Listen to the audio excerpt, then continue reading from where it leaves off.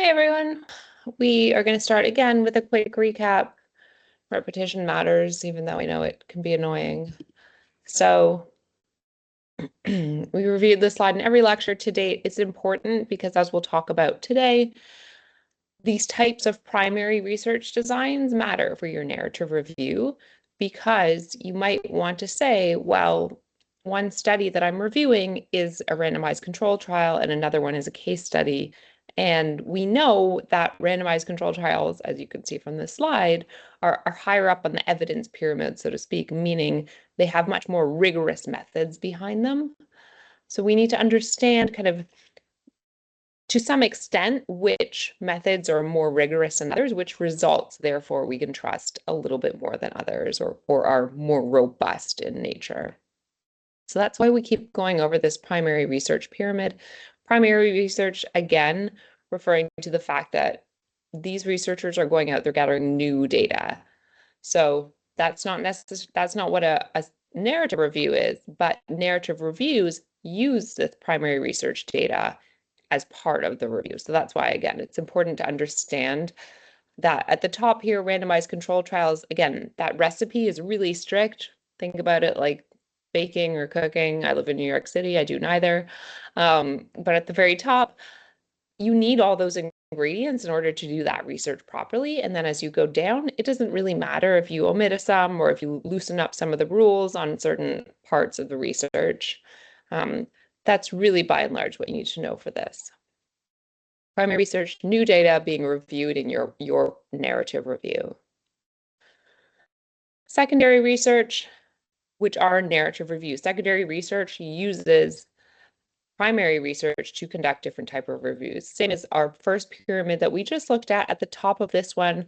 The Cochrane and systematic review, are the strictest recipes. You need all those ingredients. They're very kind of strict and time consuming to do.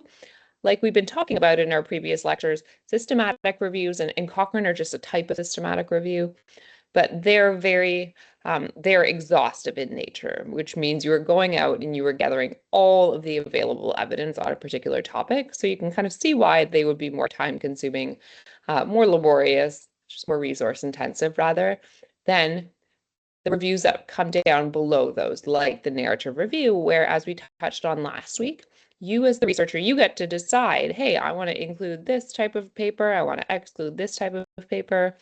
We talked about a few different parameters that you might want to include and exclude. Very briefly, they were things like language, where was the research done, knowing health systems across the globe administer healthcare differently. You might not want to bring in research that's done in different parts of the world. You might want to narrow your focus. So that's an example of an inclusion or exclusion criteria. You might also want to have an inclusion or exclusion criteria based on what we just saw in the previous slide. One of those criteria might be, I'm not including case studies, or I'm not including, for instance, observational studies. I'm only including interventional and randomized control. How you come up with those inclusion and exclusion rules for your own narrative review will depend on, as per everything that we talk about, will depend on your topic. So if you are doing a topic that is focused on rare diseases, as we've been talking about, there might not be very many randomized control trials and interventional trials, so you might actually have to focus on observational or case studies. But if you're focused on an area that's much larger, maybe there's something cardiology related or cardiometabolic, there may very well be randomized control trials and interventional studies that have been done recently and rigorously, in which case you as the researcher might get to say and be in the position to say, well, given the fact that we have research that's available on the top of this pyramid of that type, I'm actually going to exclude observational and case studies, in which case that will become an exclusion criteria for you. So literature reviews are secondary, meaning they can be done, I mean, the old school way of describing that was like desk research. You can do it at your desk. You're looking at data that's been gathered by others. So review and new are two keywords there. So as we've been talking about throughout this lecture series, by and large, and we'll talk about how this looks in your write-up today. Narrative reviews are kind of two parts put together. They're that summary part and then the critical appraisal part. So the summary, you're summarizing what's out there. And then the critical appraisal part is really where you as the researcher, you get to shine, and really honestly where the value of your narrative review comes in.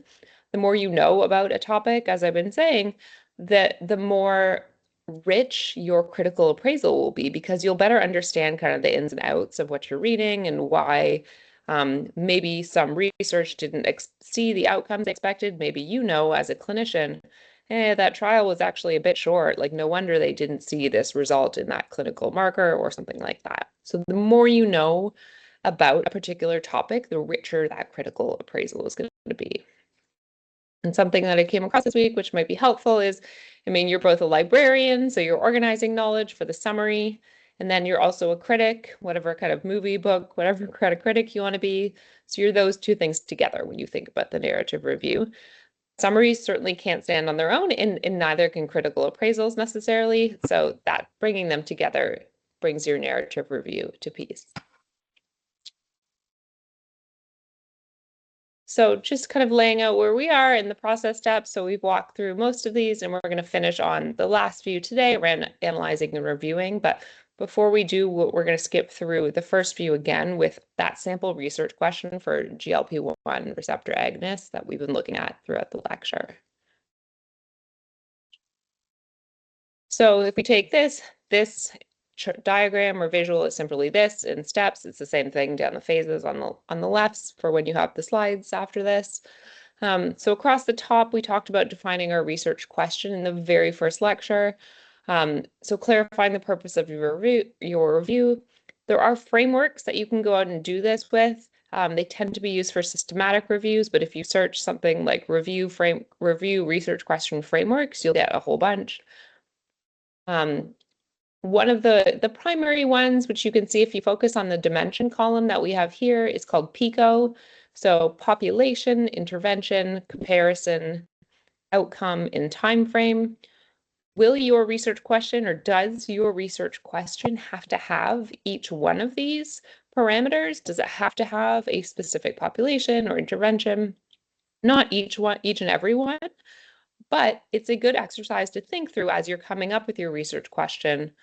Well, what is my target population? We can see in our sample question for what is the role of GLP-1 receptor agonists that we haven't narrowed down necessarily a specific patient population. We're focusing on adults with type 2 diabetes overall. But it's very possible that we could have also, or instead said, type 2 diabetes patients with established cardiovascular disease or who are at rising risk for cardiovascular disease or something like that. So the example options are just kind of riffing or iterating on other potential kind of slices of this question that are equally as relevant to conduct a narrative review. And hopefully, if you have your own question, you can think through, well, what are the different populations I could focus on in theory, or might I focus on? Which ones, more specifically, are there gaps for? You might find, well, there was a great review around all adults with type 2 diabetes, but no one is actually really focused on that cardiovascular comorbidity necessarily. So doing this exercise might also help you think through, well, where are the gaps in the research, in the reviews that already exist that I could do a review to help fill in that gap. So we won't go into this in details. Certainly the slides will be shared after. The slides we're looking at today are super dense, but I wanted to be able to put them, or I wanted to be able to share all the information with you so you have it with you after the fact to refer back to. I know there's a lot going on in this lecture, and it'll be a lot easier just to kind of look at the slides afterwards, kind of stepping through, thinking with your own research question, step by step, question by question. So that was defining the research question we covered in lecture 1, which to me feels like 100 years ago. And then from there, we took our research question, and you'll remember this, surely we broke it down into how do we take our question and then go into the databases to do some searching. We ran through a whole bunch of different strategies in lecture 2, if you'll remember, coming up with acronyms. So mechanism of action, you'll also want to search for MOA. Phrase searching means making sure you're including those double quotations like we see here for glucagon-like peptide 1 receptor. And then we also talked about, can everyone just make sure you're on mute, please? We also talked about mesh terms, which are really the indexing strategy that PubMed uses. So using mesh terms in free text, meaning your own terms together, can help you make sure that, or can help you make sure, yes, that PubMed is grabbing the papers that might not be captured by your specific index terms, but it's recognizing that you have those index terms and it's saying, well, actually, I have a few other things that map to that you may not have thought of necessarily. That was a slightly confusing explanation. So maybe go back to lecture 2 and look at the slides after if you still wanted to dig in there. So last week we talked about, now that we're in the database, we have a whole bunch of articles that have come back to us. We're looking at long lists of articles and things like that. Now what do we do? So it's time to kind of choose which ones we're going to include and exclude, again, based on some of the criteria that we talked about. And then making sure our review is rigorous and relevant. So we want to make sure that the papers or the research that we pick is still linking back to our original research question. You're probably thinking, yeah, of course, I want to remember that. But by the time you kind of get into the database and you start to read through the titles, it's really easy for you to kind of lose track of what your kind of North Star or what your research question really is. So screening the research, last week we talked about inclusion and exclusion criteria and reviewing the evidence. We also talked about going from the most recent to oldest. So it's probably worth toggling just recent to oldest. That will be a lot more efficient, a lot quicker of a ramp up for you to get to where you need to be in terms of understanding what the latest and greatest is on that topic, and then also seeing which foundational papers may have been cited over and over again throughout time. That sweet spot, again, topic dependent, is going to be about 20 to 50 articles, give or take.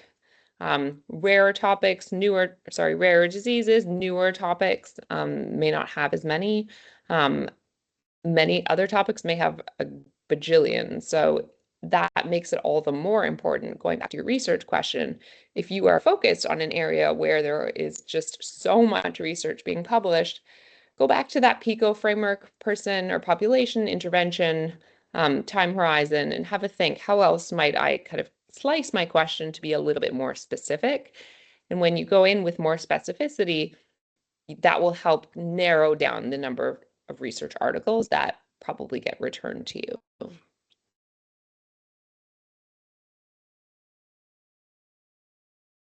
Okay, so writing the methods, we're starting here, and it's a tiny bit confusing, but we're starting here with writing the methods because really your method section is going to be written for you if you take good notes throughout the process. If you've written down, hey, here's my research question, here are my search terms, here are the databases I'm using, here are the dates I searched, those are your methods. So if you are taking notes as you go, you're in a great spot. And that's typically why for narrative reviews, methods are the jumping off point.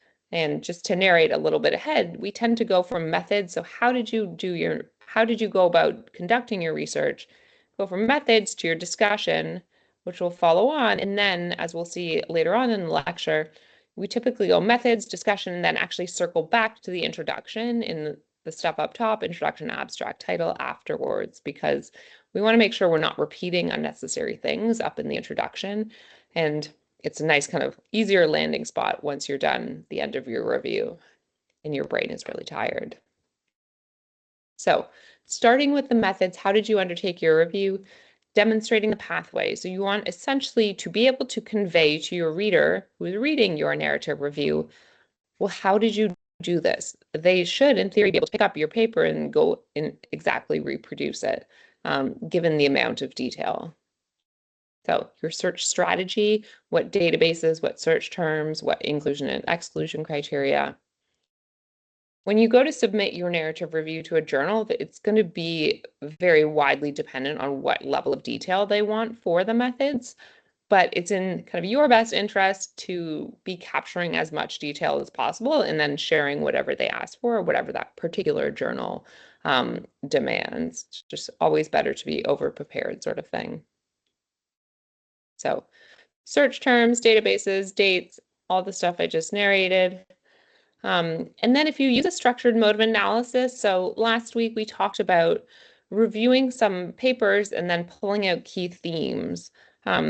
Thematic analysis is probably particularly relevant to topics that are like public health oriented, maybe not necessarily clinical or clinical biomarker type of stuff, but if you do use a structured mode of analysis like that, you'll end up mentioning in your methods. You'll say, we undertook this research by doing XYZ, these search terms, these databases on these dates, and then we reviewed the evidence and organized our thoughts in or according to a thematic analysis, like see table 4 below, and you'll have your thematic analysis in the text, and so on.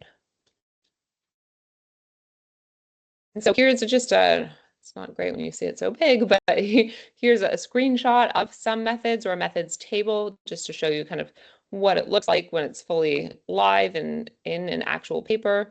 So you'll see the database searched, peer-reviewed literature, and then the search terms they use, so governance, stewardship, and so on.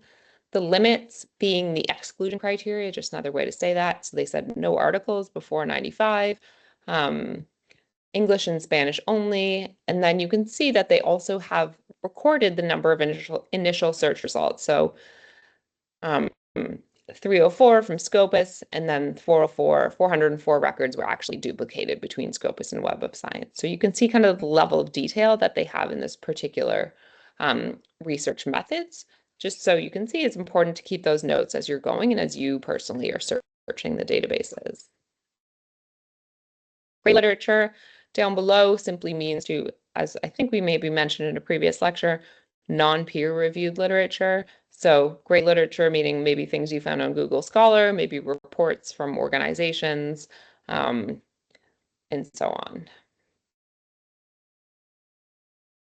These are just, it looks fancy. It's just a Microsoft Excel table, Microsoft Word table. So we're going to slow down for a second as we get into some of the meatier slides here, but that was a little bit around 20 to 50 kind of articles you want to be looking at, making sure those methods, you have the detail, you're writing it down as you go through. And then last week we looked at a tree where you had all of the results that you found in your search, and then we saw results getting excluded over time. So duplicates were getting removed, and then we were screening by title, and then we were removing the ones with irrelevant titles, and we were removing the ones with irrelevant abstracts, and so on, if you'll remember that tree. So that's, again, part of step 3, screening and selecting. And then step 4 is when you're really kind of sitting down with the research that you've ultimately selected. So you've gotten rid of the dupes, you've gotten rid of the irrelevant stuff. And it's time to actually think through, well, what are the questions I should be asking myself when I'm sitting here reading through each one of these individual papers? So we're going to lean on again, that same question, role of GLP-1 receptor agonists in CVD reduction for type 2 diabetes patients for the next couple of slides here as we go through. These tables, again, are very kind of thorough, and we're not going to look at them exhaustively, but they'll be in the slides for you to review afterwards when you're coming up with your own questions and thinking through, well, what should I think about now? What should I think about, almost like a checklist? Oh, we're not there yet. So before we get in those tables, thinking through kind of the discussion section and really your overall narrative review, it needs to tell a story. So the introduction is really kind of, how did we get here? The history of the topic, what do we know now? So the current evidence, we'll look at each one of these in a little bit more detail. And then where are we going? So that's the future state. What have we found? Where are we going? So as you're going through your research and each one of those individual papers, you want to think through, well, what is the clinical problem I'm addressing? If you are focused on a clinical problem, if you're focused on a public health problem or something else, equally applicable. What is the primary evidence base? So I tried to color code this. So how did we get here? The history. What's the clinical problem? What's the primary evidence base? And this is ultimately, this is a storyline for your narrative review. And then from there, well, what do we know? What mechanisms or pathophysiology matter? Whoops. Who benefits from most from the interventions or the approaches that you're talking about? So let's talk about patient populations. What do we know about those patient populations? And how does the mechanism or intervention that we're interested in, how does it compare to the alternatives or just status quo or things like that?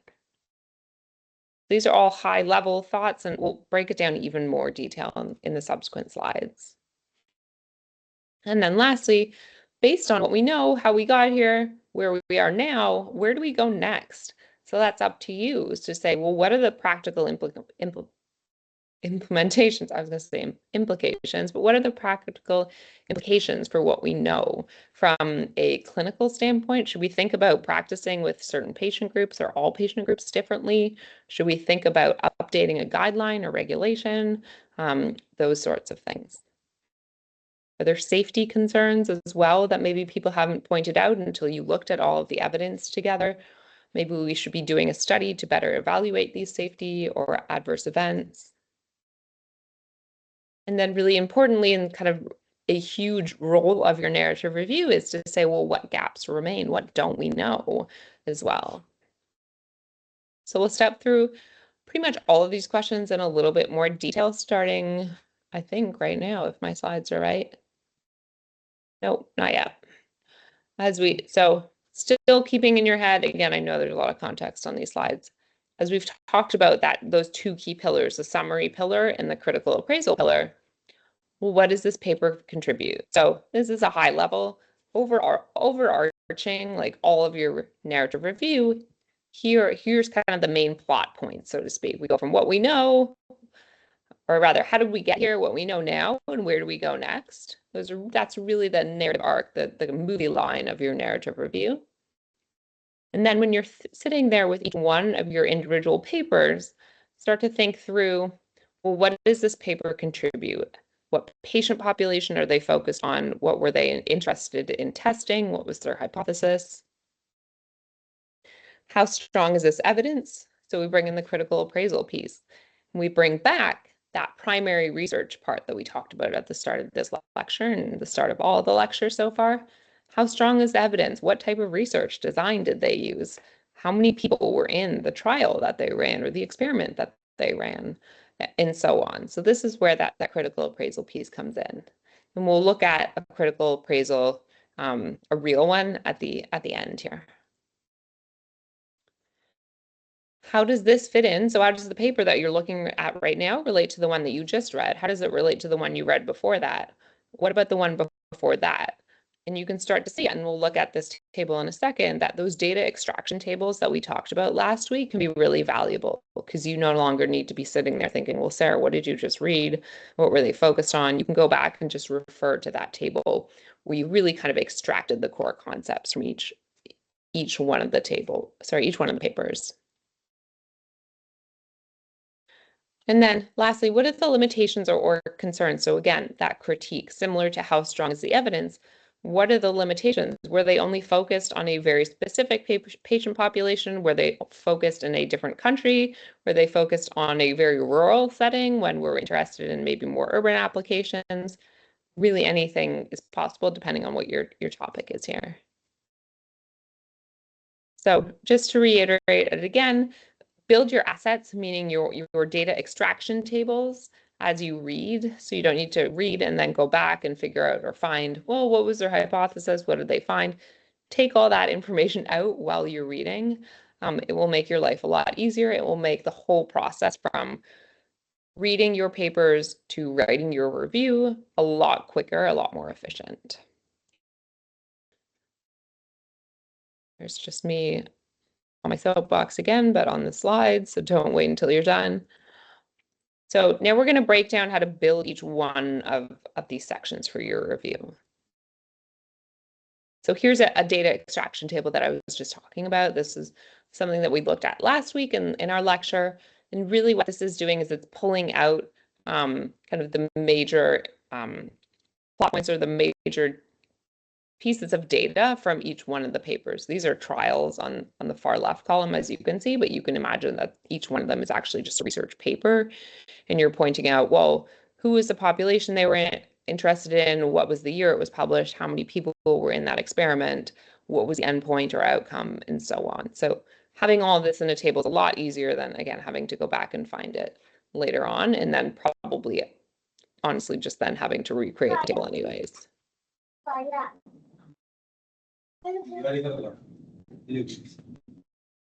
All right, we're mentioning this here because you may have heard it in research so far. We're not going to stick necessarily to this particular outline. Well, that's not true. You may have heard the concept IMRAD.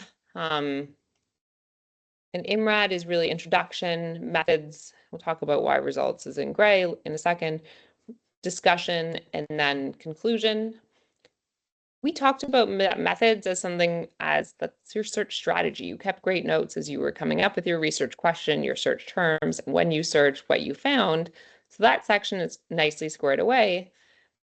Results and conclusion are not always there for narrative reviews. It really depends on the journal you're submitting to. Results tend to be there, are there for all primary research. What data did you go out and collect, and what did you find? For narrative reviews, however, the results tend to be squished into the discussion, and you tend to actually just have one big discussion section, which covers what did you find, what are the implications, and so on, which is why I have results kind of grayed out here. The same with conclusion. Conclusions tend to be very short in nature. They only might be a few sentences. The bulk of it ends up being in that discussion section. And so I have written here, in many ways, a narrative review is really, it's a lengthy discussion. So it really matters, depending on what your topic is, that you craft that discussion so it makes sense to your reader based on the topic and the research that you're reviewing. We'll look at an example for our own sample question here today. But it's really important to recognize that there are no kind of necessary set methods or recipes for writing up this discussion question, which again makes this part of the lecture a little bit hard because I'm sure everyone has different questions.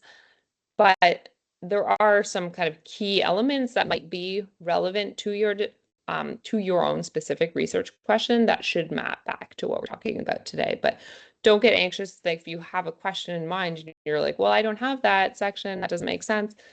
Everything is very fluid in this discussion section. The ultimate goal, as we'll talk about, is you want your reader to be able to follow it. So you want to make sure you're always including things that are relevant to your research question.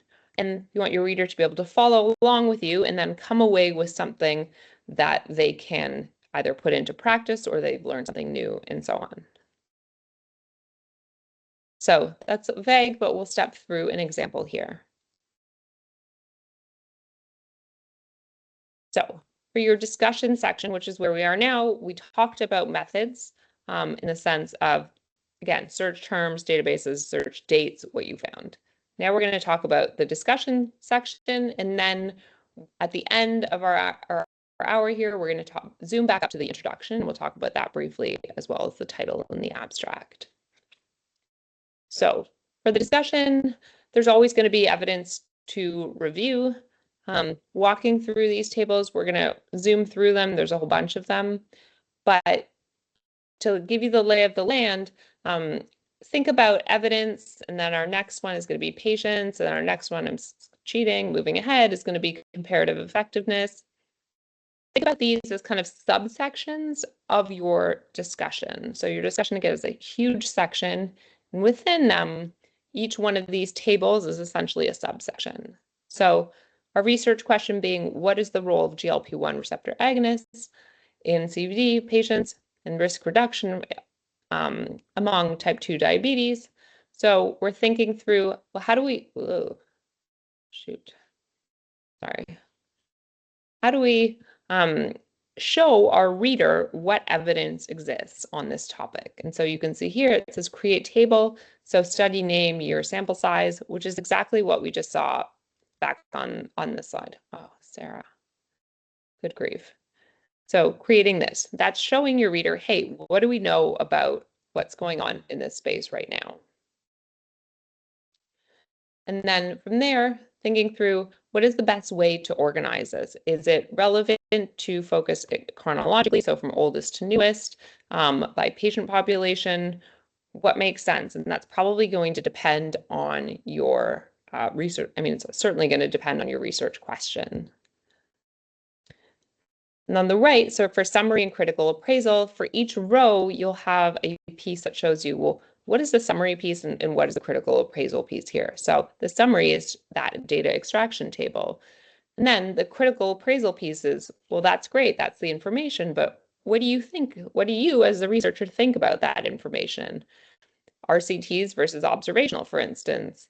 Are all studies RCTs or some of them observational? What is your commentary around that data extraction table that you've made? If we go to the second row here, so thematic synthesis,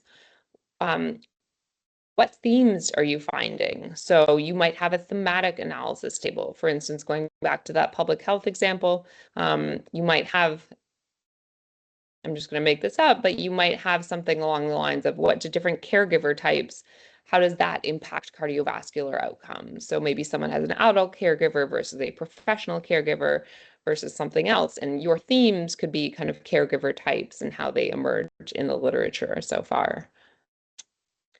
So here for thematic analysis, you'll want to think through how, as you read, well, are the longer trials showing different results? Do certain populations benefit more? You can start to pull out those insights as well. And so again, similar to above, we have a summary and critique. So for your themes that you're noticing, the patterns and trends that you're noticing as you read, you might say, well, here's a summary. Across 8 trials, 6 showed this. And actually, as I think more critically about it, 3 of these trials were industry sponsored. They might have had healthier patients. And that's where you start, as the researcher, start to inject your critical thought or your commentary on the evidence base. So it's not necessarily kind of criticism, so to speak. It's just trying to better understand why the evidence really looks the way it does.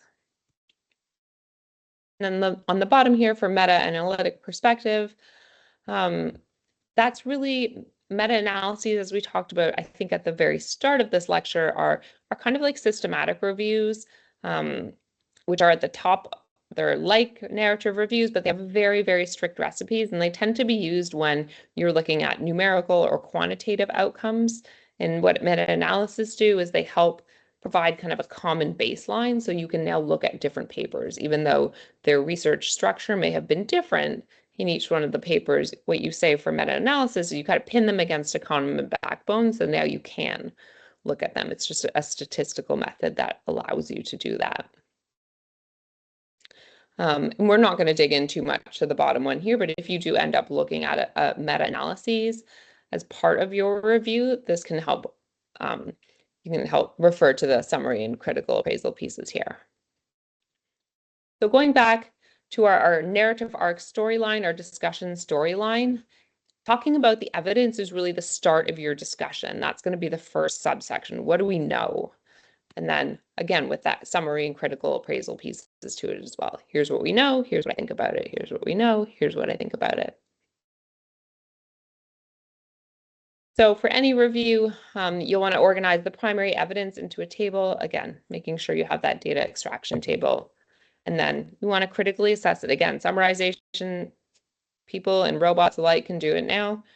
Tell us what you think about that evidence that is not necessarily obvious to someone who doesn't know the topic very well.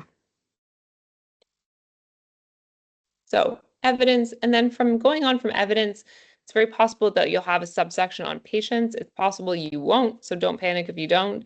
But equally, as you're going through each one of the papers, start to think to yourself, or track rather, do the benefits that we're seeing vary by patient characteristics? So where they live, maybe urban versus rural, by age, as we see in this cell up in the top left, maybe age, sex, disease severity, maybe comorbidities. And it can be helpful to create a table, again, showing that evidence by subgroup. Once again, it's going to depend on your research question. One thing that you might be critically appraising as far as subgroups, you might notice, well, women who have cardiovascular disease and another comorbidity tend to have this outcome versus not. You might want to note if those groups were pre-specified or post hoc. Post hoc means after the fact, so maybe the researchers just found, oh, there are differences when we look at the data this way. You just want to be critical, really, what this comes down to, of looking at the methods of the research studies that you are critically appraising, rather. So that goes back to why I keep talking about those primary research methodologies, even though this is a lecture on narrative reviews. The more you can know about how people go out and gather the data, the better you can spot, well, hey, maybe this is why, going back to my baking analogy, you can be like, hey, maybe this is why this cake came out kind of weird, or this recipe came out kind of weird, is because you had to adjust an ingredient or you had to omit an ingredient, which is something that happens all the time in primary research. I think, as I talked about in previous lectures, we all want to go out, same thing in life, to do things and execute on certain plans that we have. And primary research is not unlike everything else, which is you have to make compromises. And so when you are doing a narrative review and you're looking at the methods of these primary research studies, sometimes you have to point out, well, hey, they might have like shortchanged an ingredient, maybe that's trial duration, or they might have subbed out an ingredient or omitted a subgroup that is really interesting for this particular intervention. You can spot kind of the shortcomings thinking about, well, how would I have done this research in a perfect world, and figure out that's part of your critical appraisal. We're not going to go into vote counting synthesis or clinical decision framework, but they're here just for your reference. If you do go through the slides afterwards with your own research question, being able to say, well, thinking about the patient groups that are involved in my study, what are the sorts of things that I should be considering when I'm writing up this particular subsection? One last thing around patient groups. We know more and more recently that there are patient groups that are widely understudied. So that's a really important thing to call out when you are looking at patient groups in your narrative review. And in this particular subsection of your discussion question, you might want to say, well, we don't know a lot about this particular subgroup, or maybe the number of patients that are being evaluated in a particular subgroup is very small. Those are critical appraisal points to be raising throughout. And then for any treatment or diagnostic or intervention, you'll want to be making a statement somewhere. So who is benefiting most from this treatment? Based on everything you're reviewing, who is not benefiting, who is avoiding it, who is having kind of the most adverse events or things like that. And then where is the evidence, again, the weakest versus the strongest? What patient population do we know the most about? And then, as I was just saying, what patient populations don't we actually know that much about very much at all, which comes back into what we'll talk about at the end around future research and gaps in our knowledge. So you're kind of collecting breadcrumbs of what could be better along the way. And by a long way, I mean in the evidence section, we talked about what could be better. Maybe there aren't any RCTs. What could be better for patients? Maybe we don't know about a few different subgroups.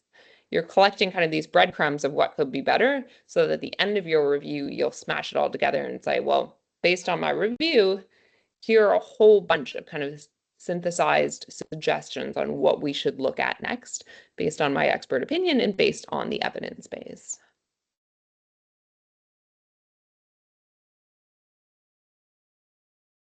All right, so we had evidence, what exists, what kind of trials have been run, that data extraction table. We talked about patient subgroups.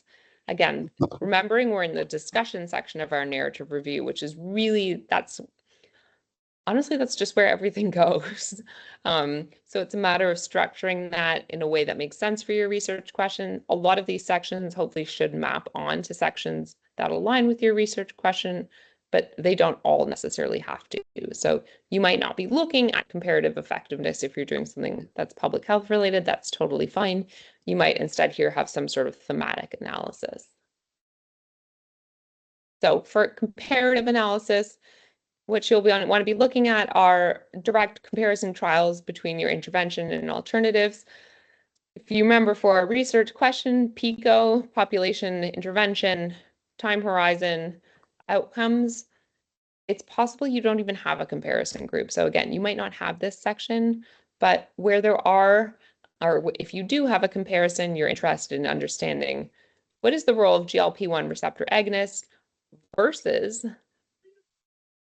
therapeutic agent ABD, which I don't know because I'm not a clinician, you guys are. What is the role of A versus B? Here is where you would really make a concrete, you'd get a lot more focused and say, based on the evidence, here's exactly what we know about A versus B. This is different from the slide we covered 2 slides ago around what is the evidence base. This is more specifically saying, when we look very specific at A versus B, here's what we know. So direct comparisons, head-to-head comparisons between your intervention and your alternatives. You don't have to create, it keeps saying create clinical decision guide, create side-by-side comparison, and so on. You certainly do not have to create all of these. It's just giving you an example of an asset or artifact that might be helpful either for you to distill the information or to provide to your reader. Again, as we talked about in previous lectures, it's just like everything else. People skim looking for tables and figures and things like that, where they can get kind of the gist of what you're trying to say very quickly. So it's not always a bad idea to create tables and figures that help support the point that you're trying to make. So just as I was saying, busy clinicians want to know, should I use A or B? So let's show them the evidence very narrowly for comparative effectiveness. What do we know about A versus B? In what populations, going back to our previous subsection. So you can see by covering population or patient groups above this one, you can then very nicely kind of segue into, well, what do we know about A versus B? And then pull in those patient groups that we were talking about above.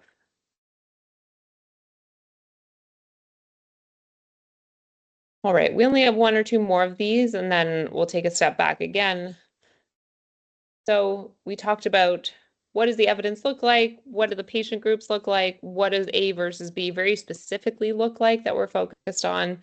Clinical implementation is looking at, well, how are we currently treating patients based on what are the guidelines? And again, should we think about maybe shaking up those guidelines based on the evidence that you've just reviewed above? So you can see we're building into a narrative. We talked about what we know, again, patient groups, very specific, and then is what we're doing now, does that match with everything that we know that we just covered above? And that's what this section is all about, is saying like, here's what we do now, does it actually match what we should be doing? So clinical implementation, what are the guidelines that are currently being followed? And then you can see on the top right for the critical appraisal, it says, well, when were those guidelines published? Are they current with recent evidence? And so on. And so that's a good opportunity for you to say, well, actually, we haven't refreshed these guidelines for treating cardiovascular disease since GLP-1. GLP-1s have become more prominent. I'm making this up, but you can see the point that I'm trying to make. If we haven't reviewed guidelines or refreshed, come up with new ones in many years, that would be a really great kind of contribution of your narrative review to say, well, hey, based on what we know from the evidence base, based on when the last guidelines were published, maybe we should think about renewing those guidelines because the evidence is now much more advanced than the guidelines are making sense for. Maybe the guidelines don't even mention anything around GLP-1s. So hopefully that makes sense. It also ties into kind of clinical practice considerations. So how are we currently treating patients? Does it follow the evidence that you've just laid out? Are we treating? So if we go back to the comparative effectiveness on the previous slide, where we talked about A versus B, is that how we're treating patients today? Are we giving them A when they should be getting A? Or are we giving them B? Are we giving everyone A? Should we think more carefully about how we are treating patients is really what the practical consideration row is about. Maybe it's not necessarily about giving them A versus B. Maybe it's about, for example, dosing considerations. Maybe we found that patients who get X amount of A do much better than patients who get Y amount of A, in which case we want to tell our reader, well, we should maybe consider treating patients differently based on dosage and so on. And then Lastly, another one to consider is always barriers to use. So what barriers are preventing us from using, from treating patients in a manner that we might want to. Some of those happen to be kind of time in office with patients, expenses, logistics. Maybe we don't know about drug-drug interactions, for instance, if we're looking at different therapeutics for things. Maybe it's patient adherence to outpatient appointments, those sorts of things. So it's always important to say not only for guidelines and practical considerations, which are, hey, here's how things should be. It's also a good best practice to say, well, here are some barriers. Here's some reasons why it might actually be harder to make this perfect world or this best case situation world where we're doing things according to the evidence. Here's why, some barriers as to why this might actually be harder than it seems on paper. And so this is really important because the best evidence doesn't get used if it's not implemented. So this is why the clinical implementation, this section, looking at guidelines, looking at how we are currently treating patients and how that matches up with what you've reviewed is really important, because if we do these reviews and then we don't talk about, well, now what? Now that we know the state of the evidence, what are the implications? Then this good evidence that you reviewed won't end up being put to good use. We won't move the needle forward in terms of saying, hey, here's the evidence base. Here's how we actually know how best to treat patients. We need you as the researcher to carry on that kind of thread for your reader to say, and here's what we do next. Here are the next steps for improving guidelines, improving patient care. And as we've been talking about, here's the gap in what we know. Here's where more research needs to be done.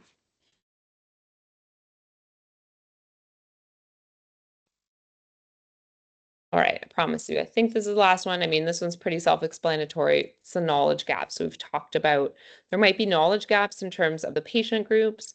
Maybe we haven't studied a particular type of population. Maybe there's a very common comorbidity or a very common treatment that also accompanies the one that you're interested in, and we haven't properly evaluated those two treatments together. Those are the types of things you want to call out for your knowledge gaps. And then future research. So based on the gaps that you've spotted, what kind of proposed studies do you recommend? Do we need, maybe we need a randomized control trial because the studies that you've reviewed in your narrative review have had other research designs. So going back to that primary research slide, maybe there's only been observational studies, the ones that are closer to the bottom. So you might, as part of your narrative review, say, we really need a randomized control trial or many, because otherwise we can't be fully confident that A leads to B. Remembering that randomized control trials give us the biggest confidence that A leads to B because they're at the top of that primary research pyramid, so to speak, and they have the strictest recipe, meaning they control for the most different variables that could be interfering with the relationship between A and B. So again, that might be something that you suggest in your future research need, is we need to do some of those really rigorous methods types to make sure that we're really properly understanding what's going on here. And so this is really where your narrative review has a ton of value in saying, here's everything I reviewed, which is the hard part. It's the legwork. It's the bulk of your discussion section.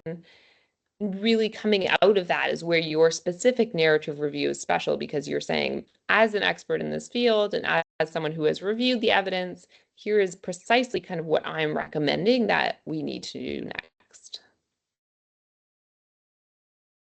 Again, you're not just summarizing, you're critiquing, as we'll see an example of in a second here. And then lastly, conclusion, we're not going to spend very much time here. This might be at the kind of appended or stuck to the bottom of your discussion section. It tends to be very brief, again, a few sentences. And nothing net new really ever appears in your your conclusion section. It should already, anything important should already be in the other parts of your paper. You shouldn't all of a sudden, in the very last final paragraph of your research paper, say, oh, by the way, here's a great idea, or here's like something we should look at next time. that should certainly be found elsewhere throughout your paper as well. So I'm going to spend time here. Again, as we talked about before we started looking at all of these tables, methods, you're writing as you go. Everything we just looked at, once again, is really your discussion section, which is really, if you want to think of a narrative review, it's telling a story in your discussion section, looking at different things like what does the evidence tell us through data extraction tables? What do we know about patient subgroups? What do we know when we zoom in very tightly on maybe two of the most common treatments if you have a comparator that you're looking at? So what does A versus B tell us? And then where are the knowledge gaps, as we talked about? What are the policy considerations? What are the guideline considerations? Are the guidelines good enough? Are they not good enough? And why? Once we've done all that, we go back to the introduction, and now we're kind of home free because we've gone through the discussion part, which is definitely by far the hardest part. And now really what you need to lay out is, well, how did we get to now sort of thing? Why is this an important problem to be focusing on? So the disease burden, some high level statistics, you don't want to go into too much depth. You want to make sure that you're anchoring the reader in the so what, if you remember, we talked about a few lectures ago. So what? I know cardiovascular disease is a really big deal. Here's a few big stats. Like, wow, that's a huge problem. But what is this particular research review, narrative review about to tell me? So very quickly going from here's the big problem, here's why we're here today, sort of thing, the so what, which is really the bottom row here, the controversy, the gap. Well, why are we here? Explain why the reader should care. If they're a clinician, they already know CVD is a huge problem. They already know GLP-1s are all over the place. Really making sure you're anchoring their attention in really quickly. So introductions don't need to be long. They can be very short paragraphs. That will also be a journal specific thing again. But my advice to you is to stay as focused as possible. Otherwise, your reader is never going to get to the meat of the discussion, which you know is down in that discussion part of your paper. If the introduction is too long, they're just going to get lost in the introduction, figuring out where to go. So very briefly, a sample, this isn't certainly not a full introduction, but this shows you almost how brief they can be, which is cardiovascular disease remains the leading cause of death for type 2 diabetes patients. So that's the burden. Traditional focus is on glycemic control. Recent trials have shifted towards cardiorenal protection. That's the evolution of what we are knowing. So you can see you're taking the reader along for a ride, so to speak. You're starting with something almost everyone knows, and then laying out the foundation for. We started here, and then we shifted to GLP-1s. Questions remain about mechanisms, optimal patient selection, and comparative effectiveness, which is ultimately what you end up talking about in your discussion section of your paper. So you're almost putting a little bit of a teaser in when you're explaining your controversy and your gap, which is what you're going to ultimately unpack when you get to your discussion section. And as I've been talking about once again, so usually an introduction comes after, otherwise you risk kind of jamming it full of too much stuff up front. So save it till the end. Again, it's the lightest thing for your brain to do as well. So that's just one piece of advice. All right, I know we have 5 minutes left. I'm going to zoom through these. This is just stuff we've already talked about. I've been belly aching about it throughout the lecture. As far as synthesizing, don't just summarize, critically appraise. All primary research has shortcomings to it. The researchers went into the world and they were like, ugh, we can't do this exactly how we wanted to. What is not perfect about their research? Where does that leave doors open and gaps to be filled? Again, clinical guidance, and then you want to make sure, again, at the end, writing a narrative review because of its structure, again, that discussion section being kind of the storytelling section. Writing a narrative review is very much like writing or reading any other piece of content, whether it's clinical related or not. You want to make it easy on your reader. So at the very end, what are those take-home messages in kind of 2 or 3 sentences? What do they need to be walking away with to know differently? People remember the last kind of impression they had, so make it very clear at the end so they don't get to the end of the paper and they're like, well, wait, what? Like, I think I learned like a few interesting things up here. Make that part of your writing and make like a distinct purpose to say, so that your reader is going to get to the end. They read those kind of final 3, 4 sentences and they're like, oh, okay, yeah. They feel confident that they've understood what you've just been talking about throughout the entire discussion section. So let's take a look at a critical appraisal really quickly. This is one that's taken from an actual text, but just to give you kind of a real life example here, the randomized control trial, blah, blah, blah. Well, the study's design is robust, so that's calling out a good part. The sample size of 50 participants, so that is a piece of critical appraisal. Sorry, my dog is barking. The sample of 50 participants may limit the generalizability. That's not very many patients. You can't be fully confident if this intervention works in 50 patients, it's going to work in everyone. We need that N, that sample size of 50 to be way, way bigger. It needs to be 500, 5,000 patients for us to have more confidence. Furthermore, the trial duration of 4 weeks raises questions. You as a clinician in this area might say like, wait, that's nowhere near long enough to be able to figure out whether or not this treatment is working. And so you can write that in your critical appraisal saying, we know 4 weeks is not long enough for those A1C values to drop, for whatever to happen, sort of thing. And then a few more examples down here. So they did not account for potential confounding variables. So maybe they didn't look at dietary habits. Maybe we are focusing on A1C and we're saying, well, hey, we can't be sure that the intervention contributed to decreases in A1C because we actually don't have any data on what they were eating, if they were exercising, and things like that. So that's simply what this researcher is pointing out. They're saying this is a good trial. It's an RCT, which we know is at the top of the evidence pyramid. But, and then they're listing out all of these things in red, saying, here's why we actually can't be quite as confident as we might be otherwise. And then you can see from here, part of their recommendation might be, hey, we need to go out and do another RCT. We need to have a bigger sample size with a longer trial duration. We want to look at these different patient subgroups, for instance, and so on. I think it's just another example here, which we'll leave in the slide deck. The abstract is very, very concise. We'll talk about it for a second here. It typically has like a sentence or two. So a good practice in writing very briefly. So usually about 350 words. It's very, very short. You don't include abbreviations because if someone is looking through your abstract, like you will be screening abstracts as part of your narrative review, it can be really annoying to come across an abbreviation in an abstract that you don't know. So try not to use abbreviations in your abstract.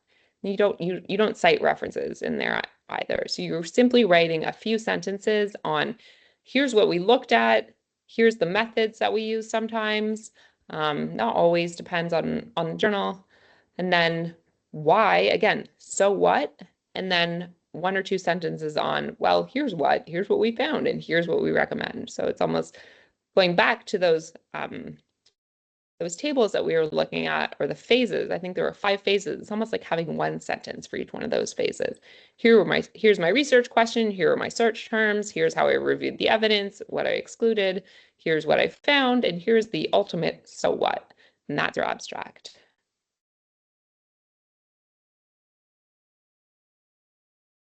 Title and keywords. I'm going to voice over these slides very quickly.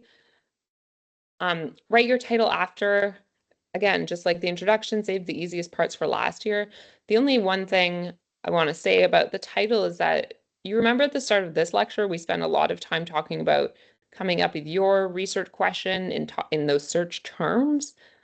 People are going to be searching for your paper using search terms. So keep that in mind when you're thinking about your title. What are the high value search terms that you want to be including so that other people who are doing narrative reviews or review types can find your paper? So titles never have periods at the end. This is, as will be in the deck, but it's an easier way to think about how do I come up with a title, looking at the column on the left. So the research question, what is my paper about? What methods did I use? Who is the subject? What did I find? By giving yourself, so imagine this table is blank, giving yourself one-sentence answers to each one of these questions ultimately can help you pull out a title that is a lot more succinct than just kind of sitting there being like, what did I do? This is a structured way of approaching it. So you would say, my paper studies how program volume affects outcomes for liver transportations, a case study, and so on. And then you'll just jam all those one-sentence answers together. All right, we covered a lot. It's a lot of information. I know hopefully the slide decks are useful to you after the fact. If you do have any questions, please let me know or let the folks at IMG know. I would love to keep helping people. So we covered a ton in this just 4 lecture series. We talked about narrative reviews and how they sit among all those other reviews, talking about systematic reviews specifically. They're exhaustive. Narrative reviews, non-exhaustive, meaning you get to choose inclusion and exclusion criteria. Talked about the research questions, searching literature, finding search terms, those Boolean operators, the ands, the ors, and the nots. Selection criteria, is it language? Is it geographical? Is it based on study design? Are you excluding case studies? Are you excluding observational studies? Are you excluding non-English language or other things? Reviewing the evidence, we spent time today and last week talking about that critical assessment piece, and hopefully the examples in all of those tables that we looked at today are helpful in terms of thinking through, well, this is the summary. Why might the summary look different? What are the shortcomings? Often in actually each one of the primary research papers you'll read, they'll call out those limitations for you, and those can help feed your critical assessment. They're almost saying, by the way, here is a piece of critical feedback based on our methods. This is what we weren't able to do. This is a limitation.